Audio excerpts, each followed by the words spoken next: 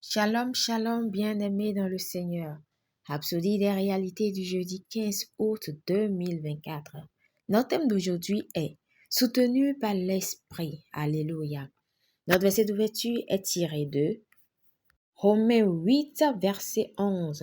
Et si l'Esprit de celui qui a ressuscité Jésus d'entre les morts habite en vous, celui qui a ressuscité Christ d'entre les morts rendra aussi la vie à vos corps mortels par son Esprit qui habite en vous. Gloire à Dieu. Par l'Esprit, Paul a expliqué quelque chose de profond dans Éphésiens 5, verset 30. Il a dit, « Car nous sommes membres de son corps, de sa chair et de ses os. » Cette affirmation va au-delà du fait que nous sommes les membres d'une église locale. En nous qualifiant de membres du corps de Christ, de sa chair et de ses os, elle décrit notre unité inescrutable avec lui, notre unité et notre intimité avec Christ lui-même. Alléluia. Mais avez-vous remarqué que Paul n'a pas dit « car nous sommes membres de son corps, de sa chair, de ses os et de son sang ». Vous devez comprendre que le corps du Christ n'a plus de sang. Jésus a donné son sang en offrande sacrificielle lors de sa crucifixion. Son sang s'est entièrement écoulé lorsqu'un soldat romain a percé son côté avec une lance, faisant jaillir du sang et de l'eau. Jean 19, verset 34. Au moment où Jésus a été enterré, il n'y avait plus de sang dans son corps.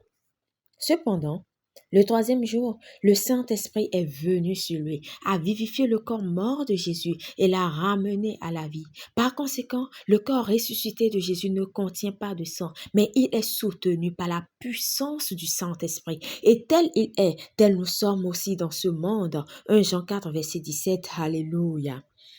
Avant votre nouvelle naissance, votre corps vivait par le sang.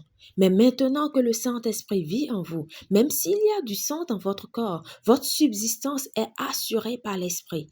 Il n'est donc pas étonnant que Paul affirme dans Romains 8, 11, « Et si l'Esprit de celui qui a ressuscité Jésus d'entre les morts habite en vous, celui qui a ressuscité Christ d'entre les morts rendra aussi la vie à vos corps mortels par son Esprit qui habite en vous. » Gloire à Dieu.